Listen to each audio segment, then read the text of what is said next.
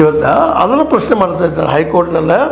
ಏನಪ್ಪ ಅಂದ್ರೆ ಈ ಅನಧಿಕೃತವಾಗಿ ವಿವೇಚನೆ ಇಲ್ಲದ ಉಸು ಕೊಯ್ದು ವಿವೇಚನದ ಕಾಡುಗಳದ ಅಲ್ಲಿ ಕಡಿತನ ಎಬ್ಸೋದು, ಕಬ್ಬಿನ ದಿರ ಆಗಿರ್ಬೋದು, ಮತ್ತೊಂದು ದಿರ ಆಗಿರ್ಬೋದು, ಎಬ್ಸೋದು ಕಾಡು ದೇವಳೆ ಬೇಯಿಸಿ ಕಾಡ ಅಲ್ಲಿ ಕುಸಿದು ಹೋಗು ಮಾಡೋದು.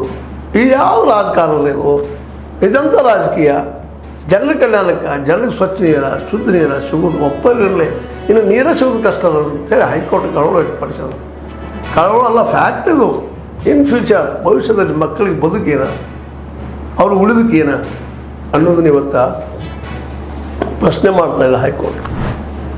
ಅದಕ್ಕೆ ಇವತ್ತು ನೀವೆಲ್ಲರೂ ಇವತ್ತು ಎಚ್ಚರಗೊಳ್ಬೇಕಾಗಿದೆ. ಎಚ್ಚರಗೊಂಡ ಈ ದಿಶೆಯಲ್ಲಿ ಮುಂದುವರಿಬೇಕಾಗಿದೆ. ಯಾಕಪ್ಪ ಅಂತಂದ್ರೆ ನಮ್ದು ಯಾವ ಮುಂದಿನವ್ರ ಭವಿಷ್ಯದ ಬಗ್ಗೆ ನೋಡ್ಬೇಕಾಗಿದೆ. ಅದಕ್ಕೆ ಸರ್ಕಾರ ಎಚ್ಚರಗೊಳ್ಬೇಕಾಗಿದೆ. ಸಿದ್ದರಾಮಯ್ಯ ಸರ್ಕಾರ ಎದ್ದ ತಕ್ಷಣ ಮುಖ್ಯಮಂತ್ರಿ ಎಷ್ಟು ವರ್ಷ ಇರ್ತೀರಿ?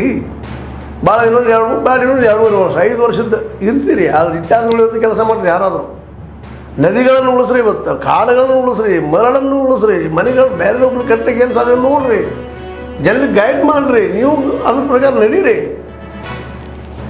ನಮ್ಮಲ್ಲಿ ಅದು ಇಲ್ಲ, ಯಾರಲ್ಲೂ ಇಲ್ಲ. ನಮ್ಮಲ್ಲೂ ಜನರಲ್ಲೂ ಇಲ್ಲ, ನಮ್ಮ ನಾಯಕರಲ್ಲೂ ಇಲ್ಲ. ನಮ್ಮಂಗೆ ನಾಯಕರು ಮೊದಲು ಇನ್ನೂ ಗಾದಿ ಮಾಡಿದ್ದು ನಮಗೆ ಯಥಾ ರಾಜ ತಥಾ ಪ್ರಜೆ ಅಂತೇಳಿ. ರಾಜ ಆಗಿರ್ತಾನೆ, ಪ್ರಜೆ ಇರ್ತಾನಂತ. ಇವತ್ತು ಪ್ರಜೆಗಳಂತ ರಾಜ ಆಗಿಬಿಟ್ಟಾನ. ಅವರು ಪ್ರಜೆ ಆರಾಮ. ಎಲೆಕ್ಷನ್ ಆದ ಒಟ್ಟು ಓಟ್ ಕೊಡ್ರಿ, ಈಗ ರೊಕ್ಕ ಕೊಡ್ರಿ, ಸರಿ ಕೊಡ್ರಿ, ಮಚ್ಚರು ಕೊಡ್ರಿ, ಎಷ್ಟು ಗ್ಯಾರಂಟಿ ಕೊಡ್ರಿ. ಈಗ ಮುಗಿದು ಮುಂದೆ ದೇಶ ಹಾಳು ಮಾಡ್ಕೊಂಡು ಹೋಗ್ರಿ, ಏನು ಮಾಡ್ಕೊರಿ. ಮುಂದಿನವ್ರು ನಾವೀಗ ಆರಾಮಿದ್ರೆ ಸಾಕಪ್ಪ. ಈ ಮನೋವೃತ್ತಿ ಬೆಳಿಲಿಕ್ಕಂತಂದ್ರೆ ಎಲ್ಲರಲ್ಲಿ ಯಾರಿಗೆ ಸಮಾಜದ ಬಗ್ಗೆ ಚಿಂತನೆ ಇಲ್ಲ, ನಾಳೆ ಮಕ್ಕಳ ಬಗ್ಗೆ ಚಿಂತನೆ ಇಲ್ಲ. ನಮ್ಮ ಮಗ ಕಲ್ತ್ರೆ ಸಾಕ್ರಿ. ಅಂದರೆ ಇಲ್ಲಿ ನೋಡಿದ ಮಕ್ಕಳು ದಡ್ಡರಾಗಿ, ಉಡಾರರಾಗಿ, ಕೊಲೆಗಡರಾಗಿ, ಮತ್ತೇನೋ ಆಗಿದ್ರೆ ಸಮಾಜ ಉಳಿದಿದ್ದೇನೆ ರೀ. ಇದು ಚಿಂತನೆ ಬೇಡ. ಒಂದಿಷ್ಟು ಇಲ್ಲರಿ.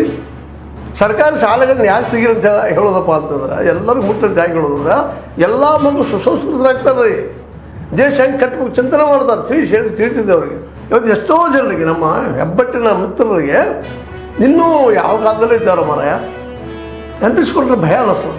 ಇಂಥ ಮಕ್ಕಳು ನಾಳೆ ಏನು ಮಾಡ್ತಾರಂತ ಪಾಪ ಯಾವ ಕಲೀಲಿಕ್ಕೆ ಅವಕಾಶ ಇಲ್ಲ. ವೈಜ್ಞಾನಿಕ ಟೆಂಪರ್ ಇವತ್ತು ನಮ್ಮ ಮಕ್ಕಳು ಇಲ್ಲೇ ಇಲ್ಲ.